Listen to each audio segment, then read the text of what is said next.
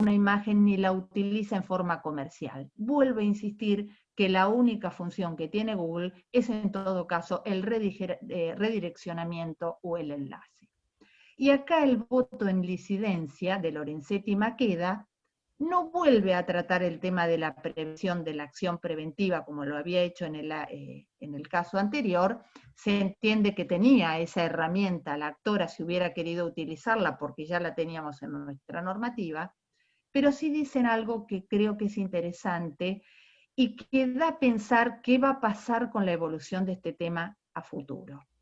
Entienden Lorenzetti y Maqueda que el nuevo artículo 53, junto con el artículo 14 y 19 de la Constitución Nacional, que consagran la libertad de expresión y el derecho al honor, a la intimidad, a la privacidad, no queda afectada la libertad de expresión si reconocemos que hay una afectación a un derecho a la imagen que entra en la protección del artículo 53 del nuevo Código Civil y Comercial, que justamente este código está orientado a una protección de los derechos personalísimos mayor, y que eso no puede entenderse aún con el valor que tiene la libertad de expresión como un derecho de menor jerarquía. Entonces dice, reconocer que debe ampararse la imagen y tutelarse la privacidad de las personas no implica una censura previa ni dejar de lado el derecho que con su importancia tiene la libertad de expresión. Me parece que estos votos en disidencia dan ya alguna idea de hacia qué lado quizá vamos en un futuro. Y termino con ese fallo en el voto de Rosenkrantz, que más allá de adherir a la idea de que el buscador no crea ni capta una imagen, sino que solamente la vincula a páginas web de terceros, dice, aún cuando Google hubiera tenido en su actividad captar una imagen, no puede decirse que hay una afectación a la demandante porque surge claramente del expediente que ella consintió la utilización de su imagen para exponerla en la web. Yo creo que acá omite algo importante, no aceptó eso para vincularla con una página pornográfica, pero bueno, en todo caso eso es discutible, digamos. En mi posición, la ampliación que hace Rosenkrantz en este caso omite algo fundamental, y es que si bien esta modelo aceptaba que se difundiera su imagen, no lo hacía para la vinculación con sitios pornográficos, y eso afectaba su honor. Bien, esta es la doctrina de la Corte actual.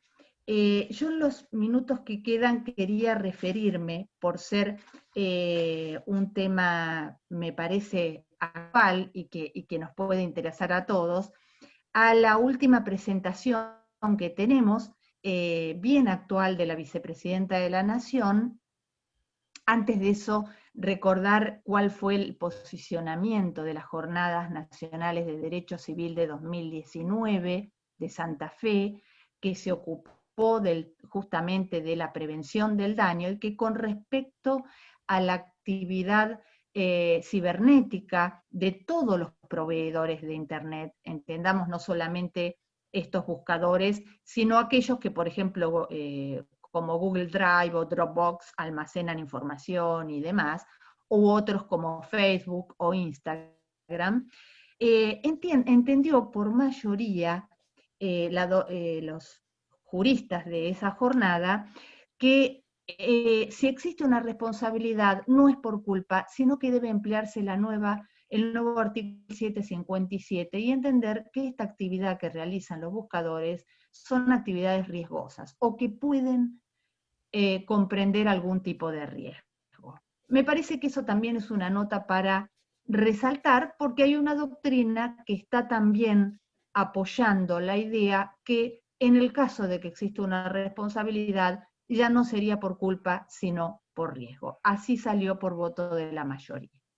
Bueno, refiriéndome y para terminar al caso actual planteado, la vicepresidenta de la Nación, es de público conocimiento, pide, previo a iniciar una acción contra Google, como diligencia preliminar, una prueba anticipada, donde lo pide en el Juzgado de Primera Instancia Civil y Comercial Federal, y el juzgado, el juez de primera instancia, le hace lugar a esta medida. ¿Por qué creo que es importante esto?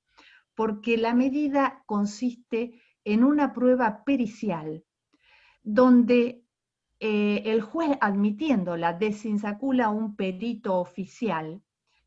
La actora pide que ese perito se dirija al domicilio comercial que tiene Google en Estados Unidos y también en la Argentina. El juez entiende que como primera medida se dirija a la sede comercial de Google en la Argentina, y que pueda este perito requerir a Google toda la documentación y tener intervención en el sentido de tomar conocimiento cómo funciona el sistema informático de Google.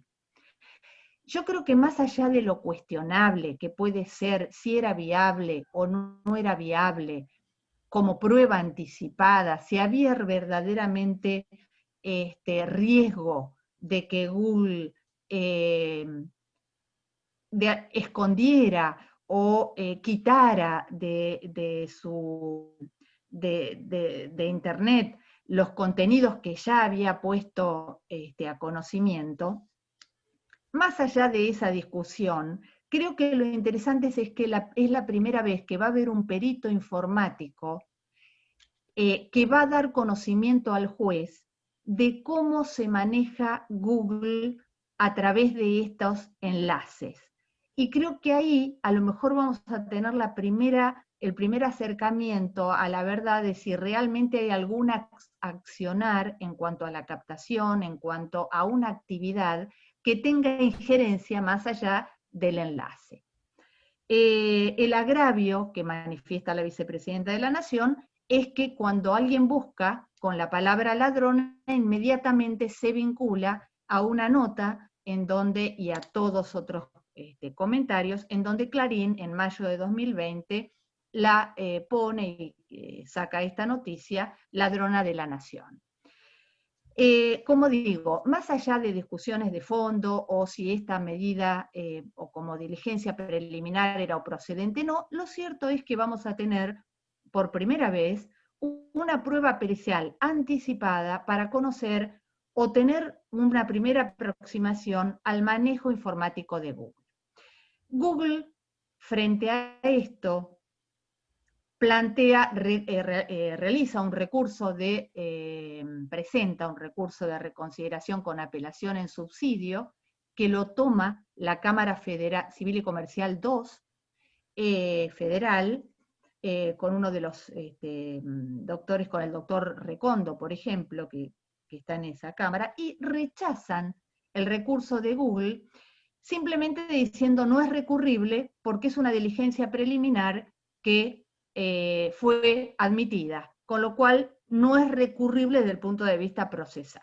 Con este argumento rechaza y queda firme la intervención del perito. Vuelve a primera instancia y allí el juez de primera instancia le encomienda al perito que, entendiendo que el argumento de Google es que no se puede violar su secreto comercial, realice esta tarea de intervención en el sistema y en toda la documentación que tiene Google en su sede, pero con una máxima reserva. Es decir, le exige confidencialidad al perito y a todos los abogados o quienes estuvieran presentes en esta tarea. Y finalmente esto termina con un recurso que acabamos de conocer hace 2 días, un per saltum, que presenta Google ante la Corte de Nación, que ya por supuesto tiene sus críticas, entendiendo que en realidad no hay un salto, porque hay una sentencia de Cámara que rechaza el primer recurso, y allí sí expone todos sus argumentos, diciendo que tiene confidencialidad, que hay gravedad institucional, que se está lesionando a las instituciones, que hay suficiente argumento para entender que esta medida previa o diligencia preliminar tenía el carácter de una medida cautelar y por lo tanto debió haber la actora justificado la urgencia y la necesidad y cuestiona, por supuesto, haber hecho lugar en primera instancia a la pericial. Bueno, esto lo cuento primero por su actualidad. Lo que tenemos hasta el momento es la doctrina que que he contado de la Corte, que no ha variado. Veremos de ahora en más qué ocurre. Creo que se van sumando elementos en la disidencia y elementos como esta pericia que nos puede dar la idea que también con la postura de los juristas en la Jornada Nacional de Derecho Civil puede haber o no algún cambio en la jurisprudencia. Muy cortito para primera instancia, en la ciudad de Buenos Aires, con un tema que se conecta con esto, y es el derecho. Se quedó colgado. En donde, ya estamos, ¿no? Sí. Sí. No, Bueno, no me refería a la hora estás bien. Sí. Me refería a que recién se quedó colgado, congelado todo un poquito.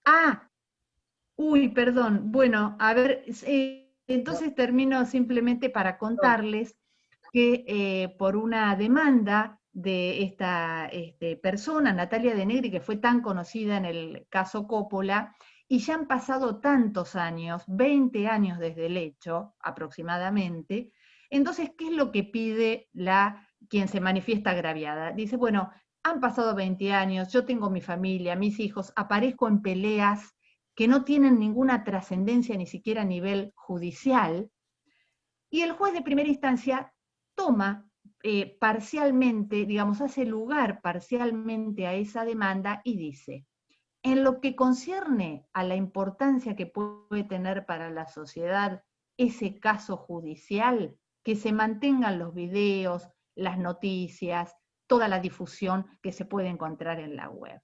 Pero en lo que respecta a esas peleas mediáticas que no aportan nada al proceso y que tienen que ver en todo caso, con la vida de una persona que ha evolucionado hacia una situación diferente, tiene derecho al olvido. Es decir, tiene derecho y pide a Google que se retire todo contenido que tenga que ver con situaciones que ya la avergüenzan a quien lo pide, por no tener ningún interés social. Y dice, bueno, lo sumo hasta podría decirse que puede tener un interés, alguien podría decir, educativo de lo que no se debe hacer, pero eso sin tener una injerencia sobre la privacidad de las personas, y no es el caso. Entonces, hace lugar parcialmente a la demanda de Natalia De Negri y ordena a Google quitar todo contenido que no tenga estrictamente que ver con la causa judicial del caso Coppola. Bueno, muy brevemente por el tiempo, pero quería poner, digamos, cuál es la situación actual en este tema. Espero que les haya sido de provecho. Bueno, muchas gracias, doctora Valeria Moreno. La verdad es que ha sido una puesta al día absoluta, incluso con casos de gran actualidad, de una perspectiva de lo actual.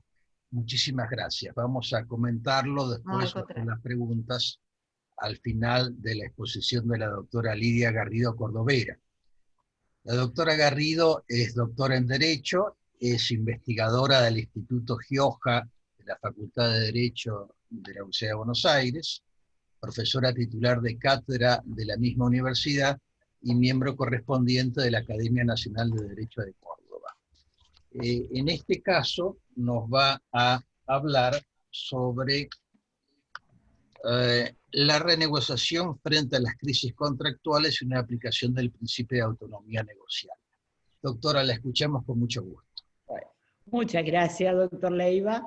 Y la verdad que me quedé muy enganchada porque me encanta el tema de responsabilidad mediante el uso de plataformas, de Facebook, de las cookies. O sea que ahora después charlaremos, si nos da el tiempo, un poquito. Vamos al tema que habíamos seleccionado. Si tienen problemas para escucharme, me dicen, me acerco más a la computadora. Si me escuchan bien, perfecto. Sí. El tema es un tema que vinculo directamente, por un lado, es verdad, la existencia de la crisis ocurrida en virtud de la pandemia y todas las discusiones a nivel contractual que estamos teniendo y que vamos a tener. Pero sobre todo, mi intención es vincularlo al principio de autonomía. Esto nos va a llevar necesariamente al viejo dogma en cuanto al principio de elijo el contenido contractual, elijo con quien contrato, siempre y cuando obviamente respete los límites dados por el ordenamiento jurídico.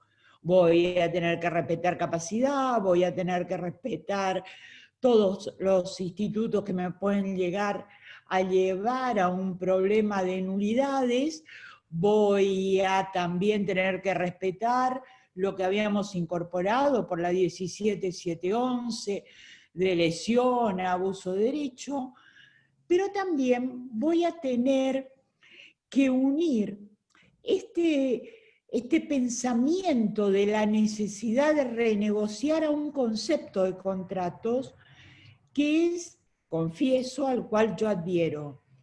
El contrato para mí es un instrumento de previsión, es un instrumento de coordinación, es un instrumento de distribución de riesgos, pero a la vez tiene que tener una finalidad ética y una finalidad a veces explícita, a veces no, de cooperación entre las partes.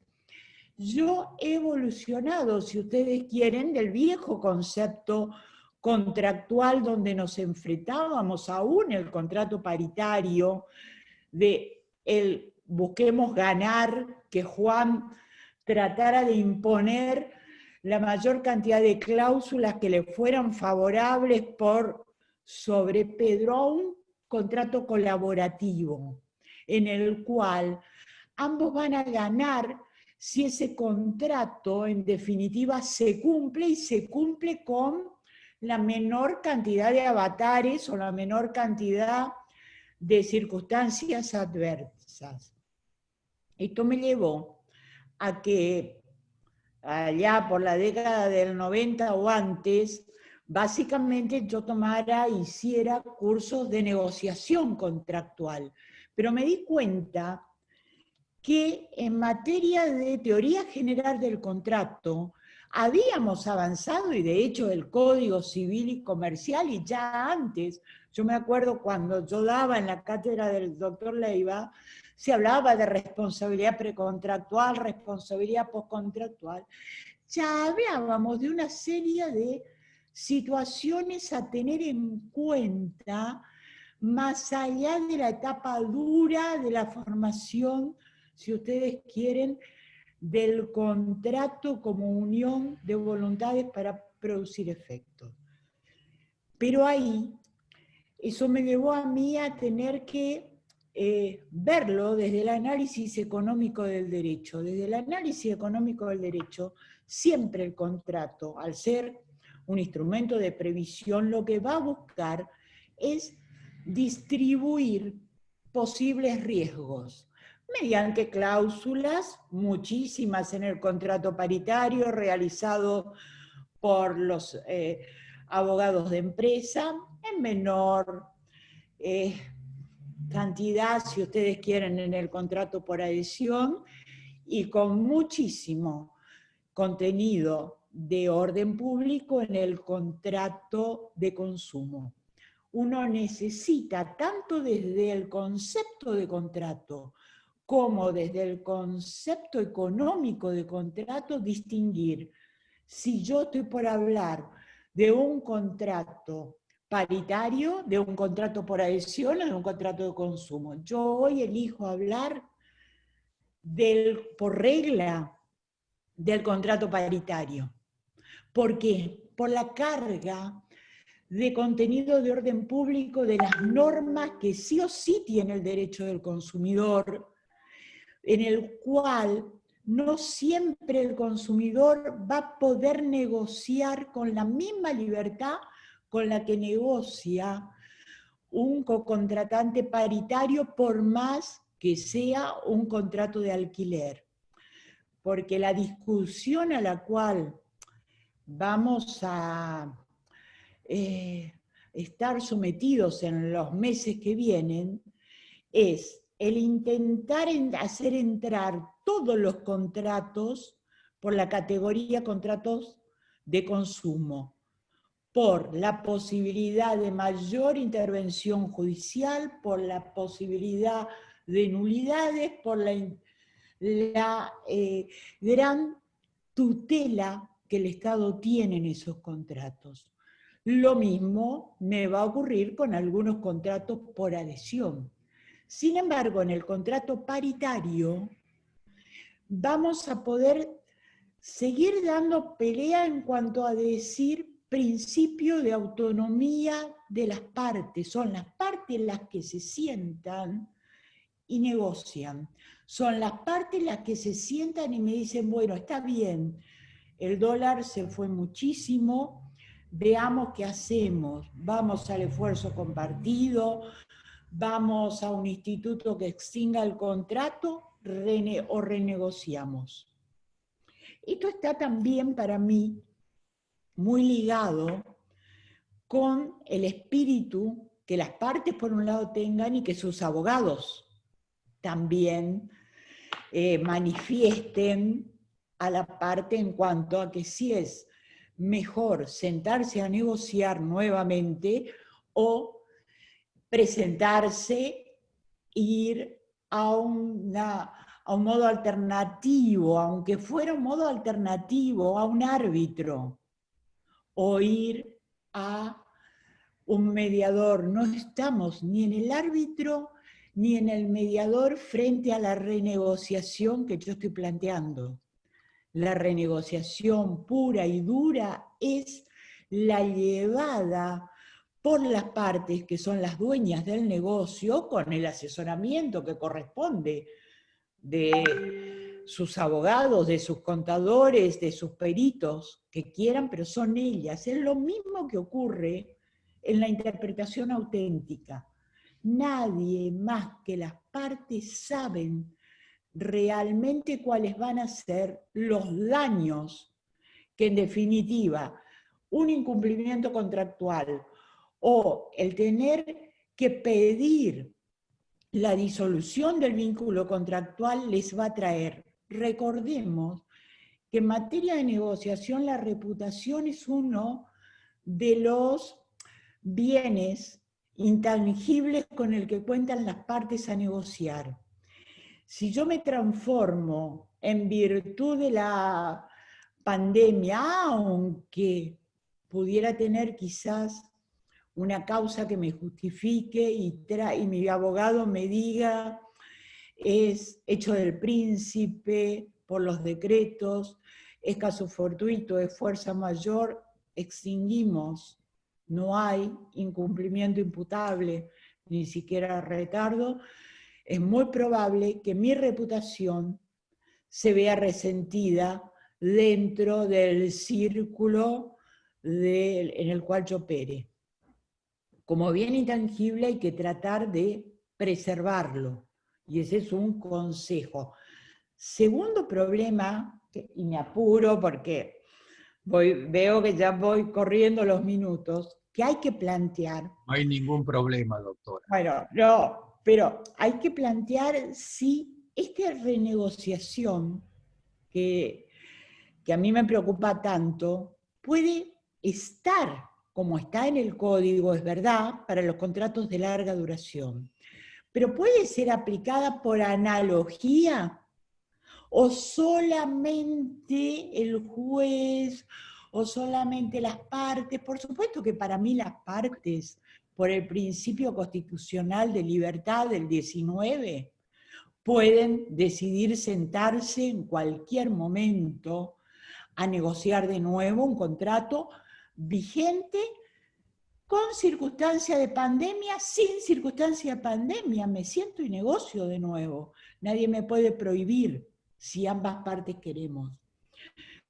Pero en el 10.11 la ley expresamente me dice que debo hacerlo.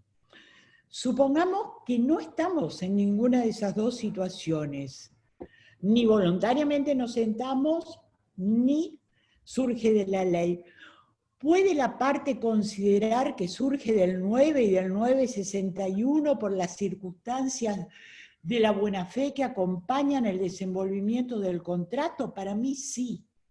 O sea, para mí el principio de autonomía y autonomía autorregulatoria, de voluntad, implica también la renegociación como una manifestación del deber de colaboración y del deber de buena fe.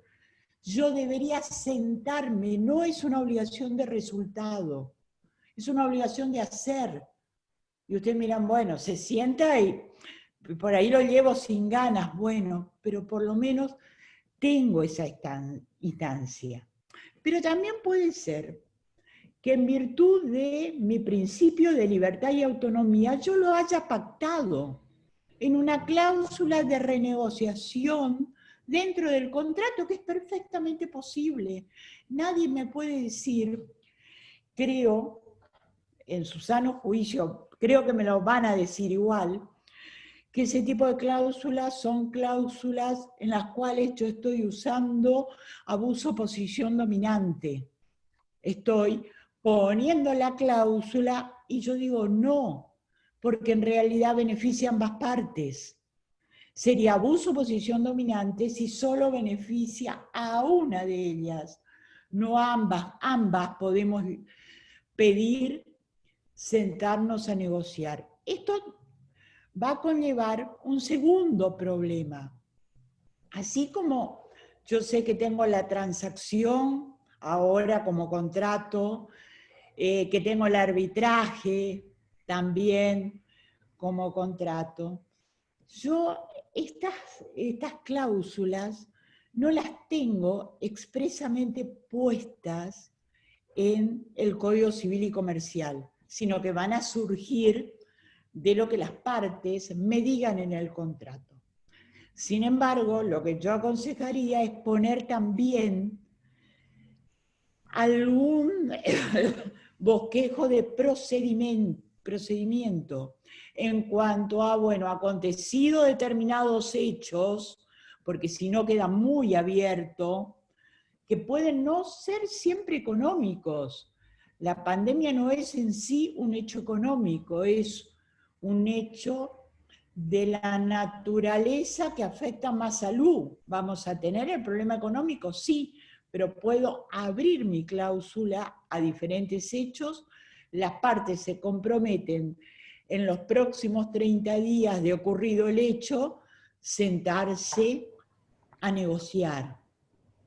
Y un plazo, porque tampoco es la renegociación eterna. ¿Voy a estar sentados 3 años renegociando? No, un plazo prudencial. También debería, en virtud de autonomía de voluntad, poner qué ocurre con los efectos. Mientras tanto, ¿qué? Mientras tanto cumplimos, mientras tanto no cumplimos, caemos en mora, no caemos en mora. ¿Qué pasa con los daños? Si la cosa se pierde, si la cosa no se pierde. O sea, hay dos maneras de hacerlo. Una es, a priori, es muy difícil y yo creo realmente que ninguno casi estaría en condiciones al nacer el contrato.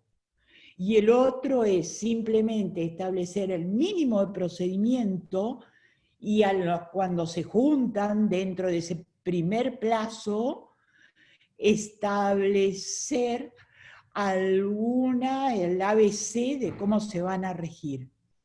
pero por lo menos las partes se sentirían, yo creo que con mayor intención de ceder, porque en definitiva el contrato que no cumple su finalidad termina siendo un contrato que da pérdidas para ambas partes. Nadie gana con un contrato que no se cumple.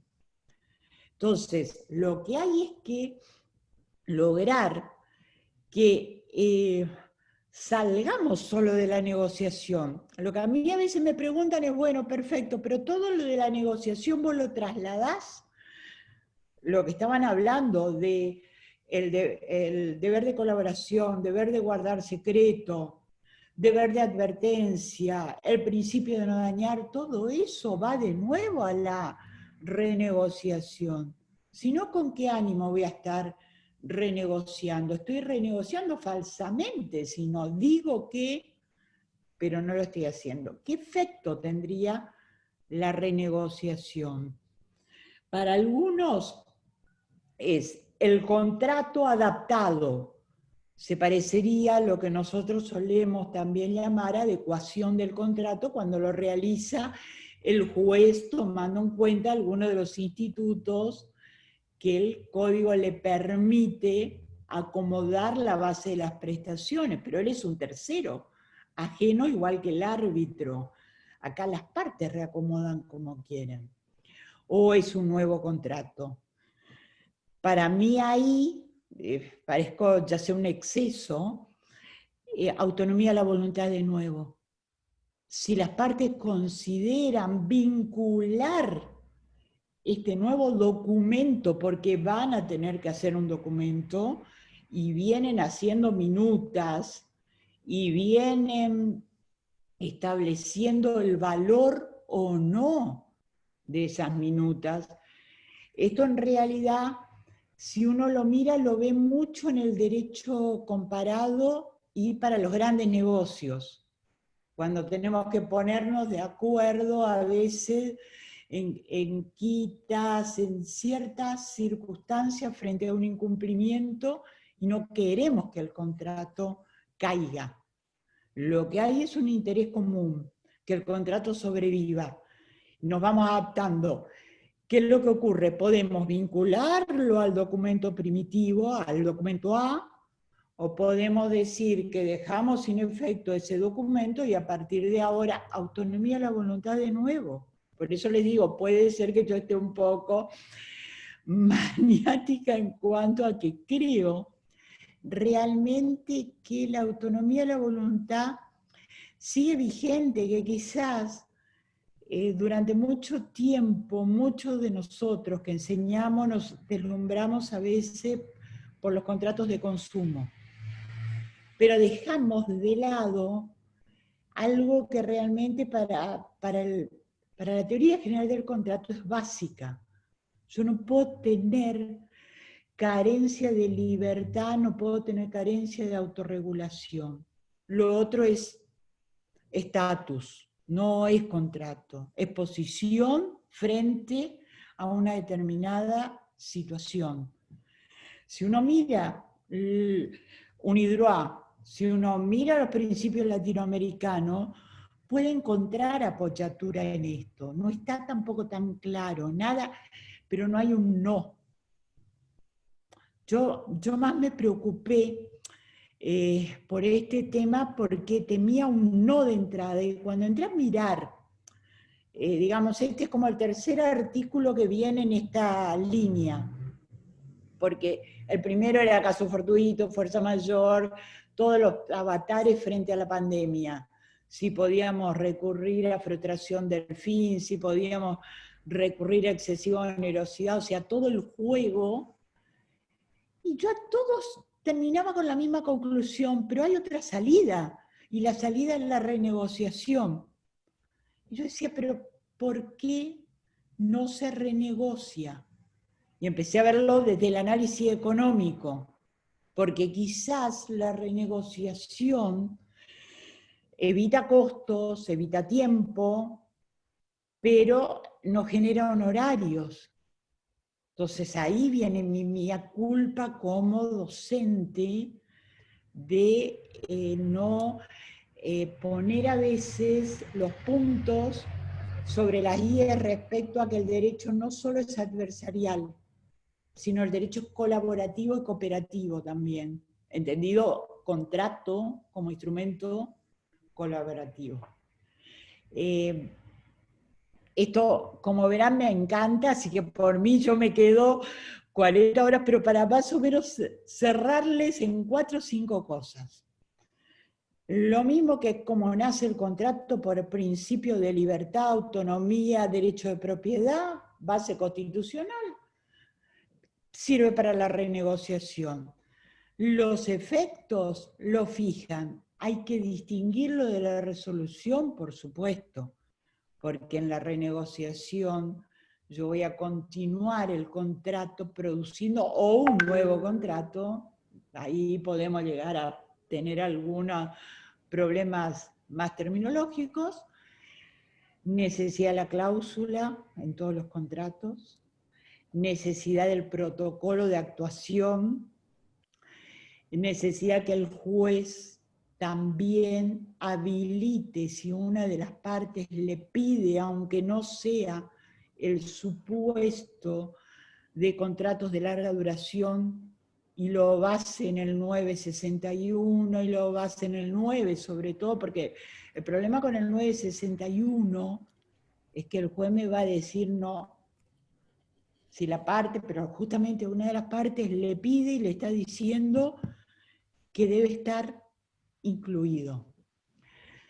Tener en claro los efectos y analizar los supuestos que hay, que para alguno, uno de los casos podría ser el de locación. En la nueva ley de locación, donde me obligan a sentarme 3 meses antes para ver si quiero continuar con mi inquilino o no.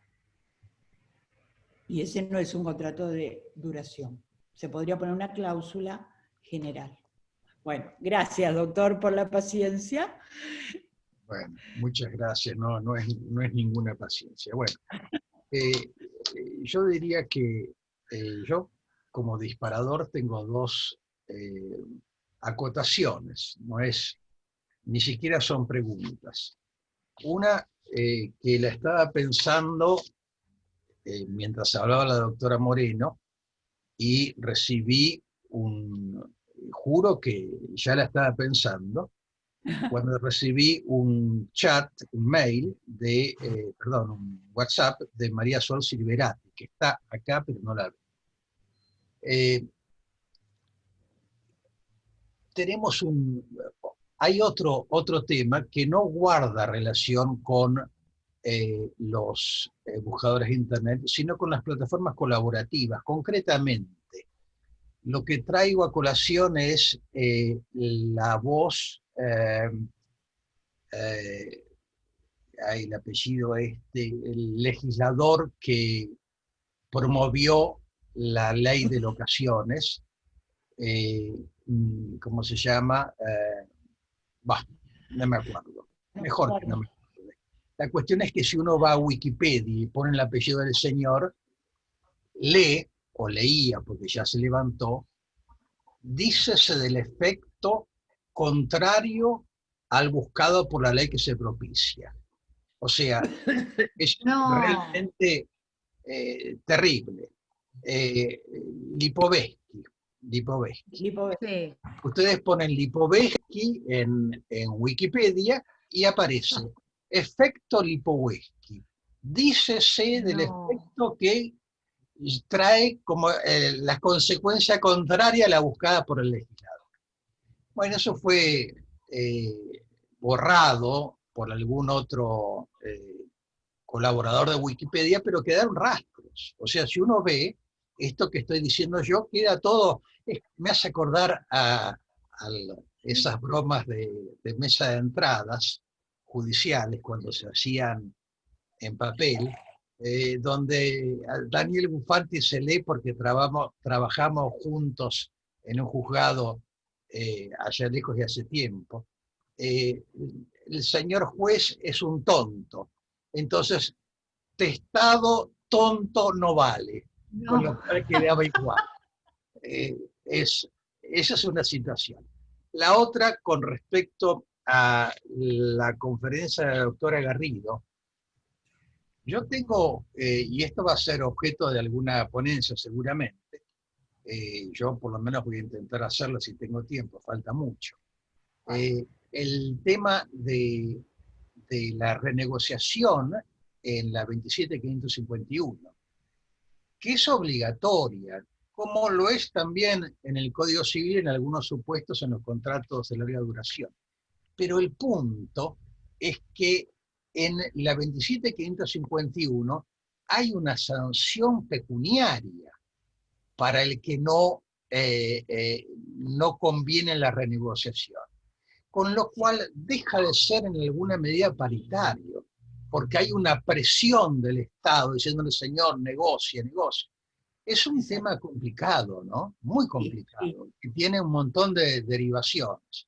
Bueno, dicho esto, el que quiera, abro los micrófonos, el que quiera acotar algo, Bueno. que quiera acotar algo, lo puede hacer. A ver, perdón, por ahí todavía micrófonos, Lidia, que no están abiertos, ¿eh? Tarda en hacerse. Voy a tratar de abrirlos manualmente.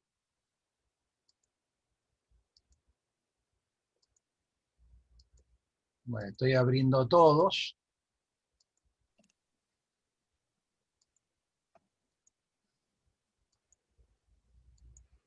Ahí yo ya recuperé la voz. Sí, Bueno. yo también. Yo justamente le quería preguntar a la doctora Garrido, el ejemplo que dio Luis, sí. ¿Cuál es su opinión sobre esa obligación de negociar en el último tramo del contrato de locación y el efecto sancionatorio que tiene el no alcanzar el resultado? A mí no me gusta, de hecho, yo estaba con... ¿Se acuerdan cuando tuvimos el tema de la conciliación previa, obligatoria, y las cosas que había escrito Zanoni y todo, si realmente valía sentarse? Para mí, vale sentarse si yo me siento con ganas de sentarme a negociar o me autoobligué yo mismo. No en este caso. Para mí, encima, yo no estoy tan contenta con la ley esta de locación por los efectos que produce, más allá de que escribí, busqué darle una vuelta no a ese artículo, sino a la función social del contrato que tiene muy mala prensa, del contrato de locación. Pero para mí nada que le obliguen, es como que yo le obligue a casarse con alguien. No, digamos, no me cabe en la cabeza, salvo el seguro de responsabilidad civil, que es obligatorio. Para mí los contratos así no pueden ser obligatorios. Levantó la mano también Liliana Bani de Bonome. Sí, de los dos. Respecto de la exposición de la doctora Moreno, que fue muy clara, muy cronológica y marcando las evoluciones, respecto de la primera interpretación, hay una confrontación entre el derecho de la imagen y el derecho del honor y la libertad de prensa, la libertad de información. Yo recordaba el caso Campillay, que en otro orden también, mucho más atrás, que también confrontó esos dos intereses y le dio casi una prevalencia al derecho de opinión y de libertad de prensa.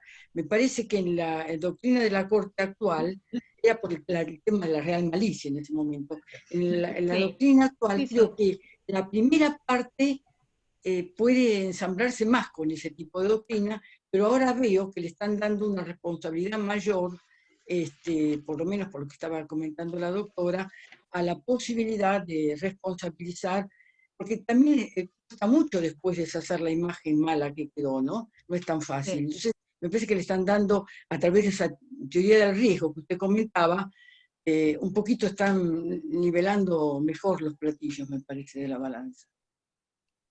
Yo creo que uno de los argumentos, por lo que he podido ver, sobre todo en los votos en disidencia, es que el nuevo Código Civil y Comercial tiene un amparo a la persona y un amparo hacia los derechos personalísimos que van en consonancia con la Constitución Nacional y con el Tratado de la Convención Americana de Derechos Humanos, en el sentido que la protección del honor, de la imagen, de la privacidad, no implica, digamos, desmerecer o limitar y que exista una censura previa solamente por el hecho que en la actividad, en este caso un buscador, tenga que tomar realizar alguna actividad de protección a esos derechos personalísimos, que eso no puede interpretarse como una mella a la libertad de expresión.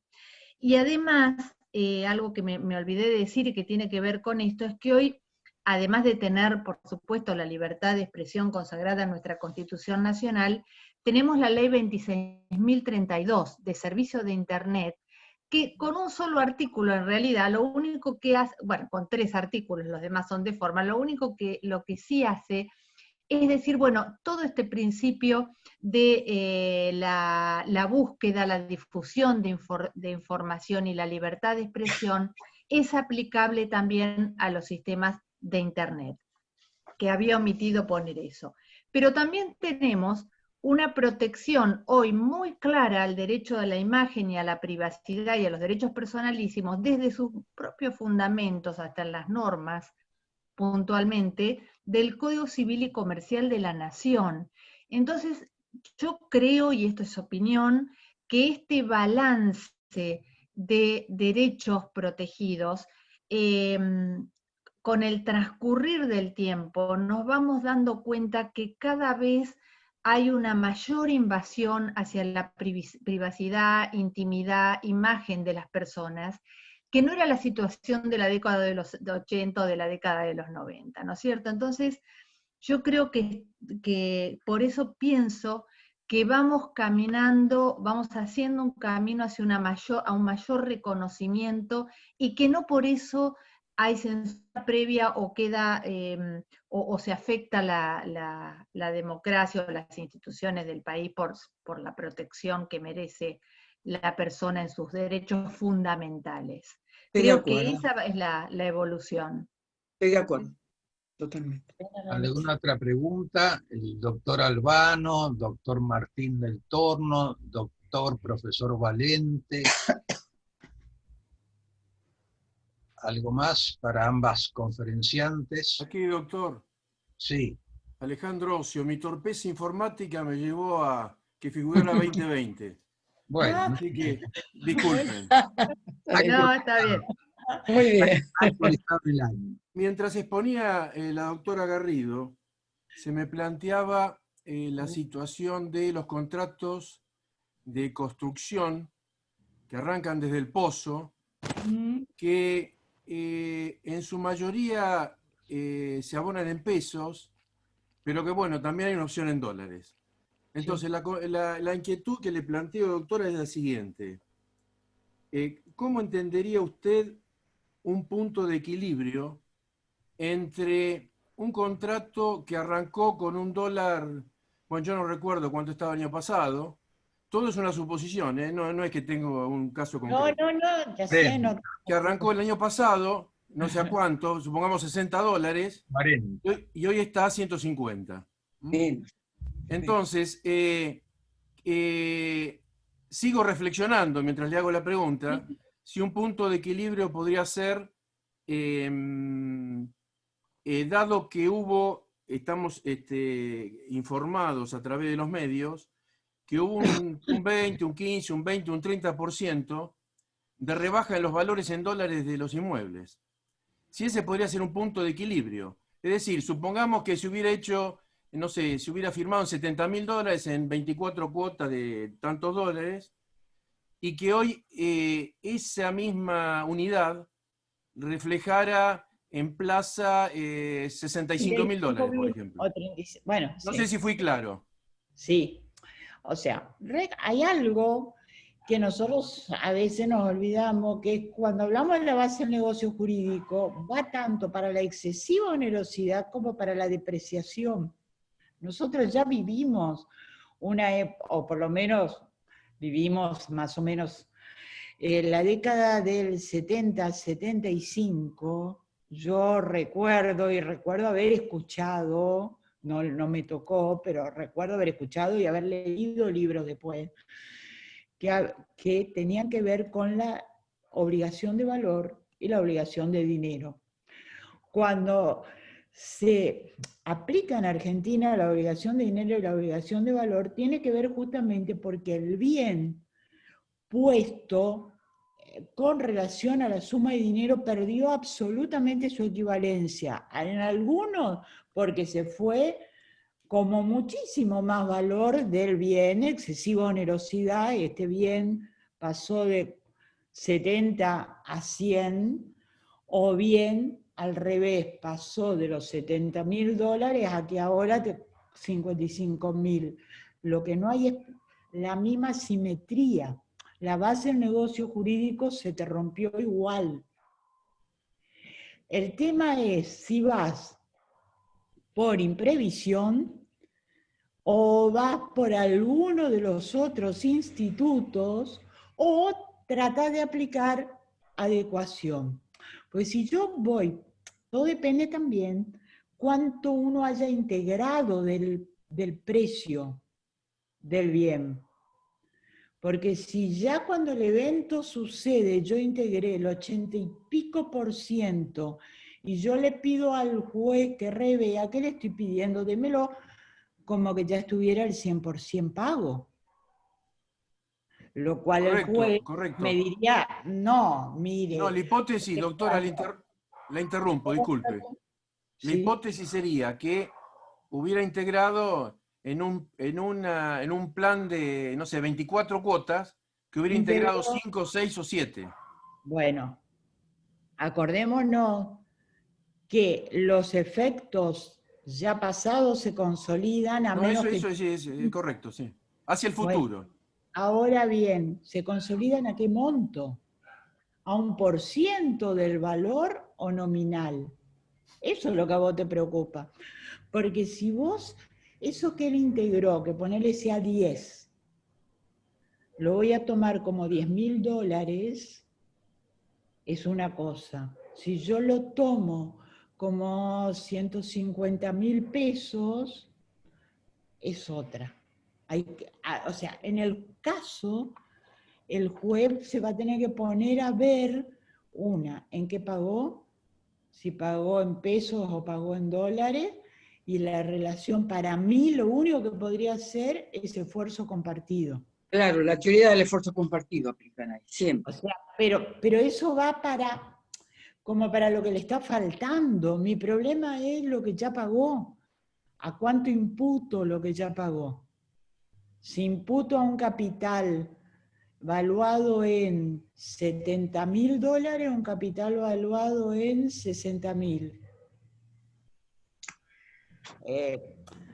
Y va a pasar, a ver, si yo soy abogada y me vienen, y voy a tratar de defender lo más que pueda. Perfecto. Van a aplicar el porcentual que se pagó, las 6 cuotas representan dentro de las 24 cuotas la cuarta parte, y si esa parte se pagó en moneda sana, aplicarían el esfuerzo compartido, me parecen, las 18 restantes. Pero eso él va a tener que pedirlo y ver si se paga. Sí, por eso sí, haciendo los planteos yo creo que más o menos iría por ese lado. También cambian las tasas de interés cuando se aplica el esfuerzo compartido, que también recompensa.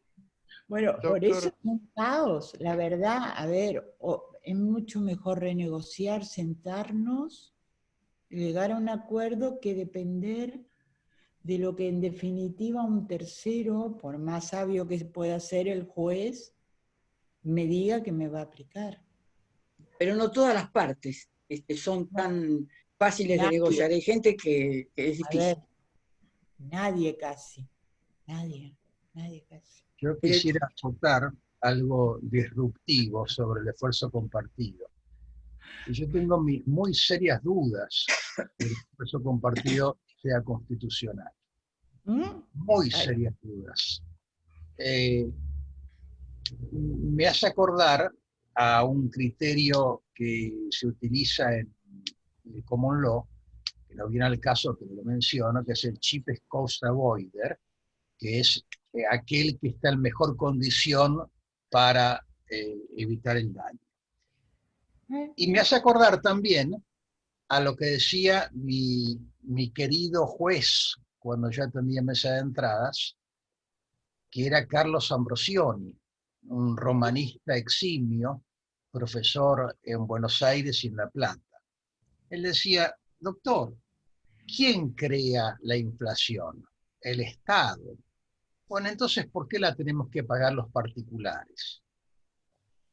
Yo sé que es un poco idealista la posición de él, que era un hombre muy buena persona y un gran estudioso, pero siempre era demasiado teórico. De hecho, es un estudioso del derecho humano.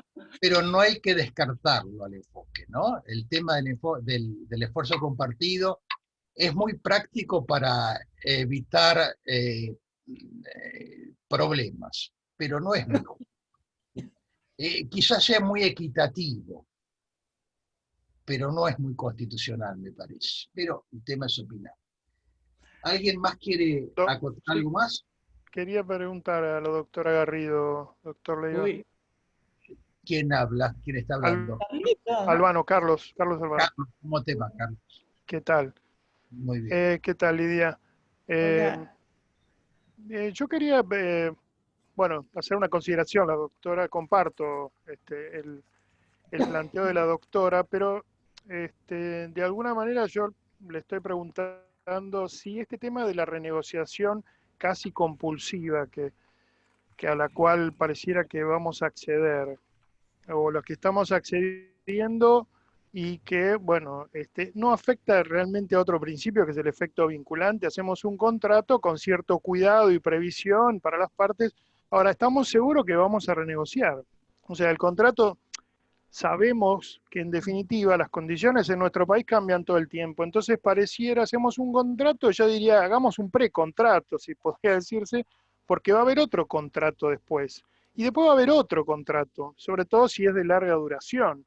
Nos vamos a encontrar con una negociación y con un deber de colaboración. Yo planteo esto, digamos, bueno, porque estamos cambiando los paradigmas del contrato. Evidentemente ya habrá que analizar que la renegociación, digo, es parte del contrato, digamos, contrato como anexo a la renegociación. Y bueno, indudablemente, seguramente, como dijo la doctora, la función social del contrato tendrá que ver, pero, y planteo otra cuestión, ¿cómo va a ser el contrato post pandemia en la renegociación? O sea, pre-pandemia tenemos un contrato, pandemia otro, y tendremos un contrato post pandemia que vino para quedarse con la pandemia, fuera de la pandemia. No sé si está clara mi observación. Bueno, gracias, doctora. No, es que a ver, Carlitos, yo creo que diste en el clavo en cuanto a que, aunque yo esté hablando del principio de autonomía, ese principio de autonomía va a crujir como crujió en la tesis de Risolía. Cuando Risolía se topó con los institutos que venían de lesión, abuso, etcétera, puso el grito en el cielo. Bueno, cuando yo vengo con, bueno, este es el contrato que armamos, pero con la cláusula de que si las situaciones cambian, el rebus sigue stantibus, pero no entendido como excesiva onerosidad, sino cambian, renegociemos, y también te da una especie de escozor, si vos querés, porque perdés algo que era pétreo, casi seguro, 100% o 97% seguro. Después, en el post-pandemia, que vos estás, yo creo que tenés razón, hay un contrato que van a hacer post-pandemia, que es lo que a mí me preocupa. ¿Por qué yo insisto tanto con el tema de renegociación? Porque no quiero que las condiciones generales de la contratación aplicadas a los particulares comunes, no al consumidor, me los baje el Estado. No quiero que me diga, bueno, usted quiere hacer, no importa qué tipo de contrato común, todos los del Código Civil que manejamos, y comercial ahora, que manejamos, y me baje un estatuto como si lo tengo en consumidor. Y ustedes saben que yo hago mucho consumidor y enseño consumidor. Sin embargo, me diferencio ahí de Gersi, que para él todo contrato era contrato de consumo. No había más contrato del Código Civil y Comercial. Y la franquicia, y agencia, y el transporte, suministro. O sea, me preocupa Carlito realmente. Perdón que yo le digo a Carlito, pero lo conozco hace muchísimos años, y él me dice, no me dice Lidia a veces tampoco. Me preocupa el post pandemia porque si nos corremos, puede ocurrir que nos bajen estatutos como leyes de todo tipo de contratos. Y no me parece que fuera sano eso. Pero no sé si te respondo o te dejo peor. Ahora no duerme. Albano no duerme. Perdón. No, independientemente de esto que estamos hablando, yo digo, el consumidor, estoy poniendo otra cosa, hipervulnerable. Bueno. Con esta nueva categoría, digamos, contractual, yo diría de capacidad, o de, no sé, no digo de incapacidad, pero no tenemos también ahora en materia de contratos, que son de consumo, pero, o relaciones de consumo, ¿no se va a aplicar también esta cuestión a los contratos paritarios, o no se podría llegar a ampliar a estas situaciones excepcionales que se van a dar del hipervulnerable, que tenemos vulnerable, hipervulnerable y no sé cuánto más podrá haber? Bueno, sí. No sé si es una pregunta que... No, es una reflexión, pero perdón que les digo una cosa, yo juego en los dos ámbitos, en contratos y en consumidor. Y esta categoría de consumidores especialmente vulnerables, doblemente vulnerables, hipervulnerables, hasta a mí misma, si bien yo los defiendo, me genera un problema, porque no toda mujer es un consumidor vulnerable, porque la verdad yo no me considero un consumidor vulnerable. No toda persona anciana o de más de 65, que también me parece ridículo el tope de que me ponen de edad, 70. Es vulnerable. Los niños, o sea, vos tenés una construcción social, te dicen, para esa categoría de sujetos vulnerables. Y le das, sobre todo, normativa protectoria para extinguir el contrato o para revisar el contrato, nulidad de cláusulas contractuales y a la vez daño y perjuicio por prácticas abusivas. Básicamente, la protección está dada ahí. No solo al contenido del contrato. Lo que yo temo es que me pongas todo el contenido del contrato, como me lo pones en el documento de venta. Cuando yo compro un lavarropa, una licuadora, en el documento tiene que estar todo, el manual en español, la garantía. Bueno, ¿qué pasa si eso me lo pasás al depósito? ¿Qué pasa si me lo pasás a cualquiera de los otros contratos que no necesariamente es de consumo? Por eso yo digo, la renegociación, yo apunto ahí. Y los hipervulnerables vinieron para quedarse. Vinieron para quedarse. Más vale que nos acostumbremos, porque lo peor es que la lista no es taxativa. Yo creo que lo vieron, ustedes estuvieron con Walter, me parece, doctor, hipervulnerables, sí, o no. Así es. Y bueno, el proyecto, de estas reuniones. Bueno, el proyecto no tiene un listado taxativo. El proyecto de Código de Consumidor es enunciativo. O sea que cualquier categoría, que los travestis, que los esto, que lo otro, que se identifique con la raza de lo que fuera, el alienígena, entre. Bueno, Gracias. si no hay otra pregunta, entonces estaríamos en tiempo. Si alguien tiene alguna otra pregunta para hacer, no hay ningún inconveniente, podemos hacer una más. Cuando hablamos de la renegociación, yo a veces me pregunto si la renegociación no es, en muchos casos, el impuesto que tenemos que pagar por una justicia tardía o ineficiente.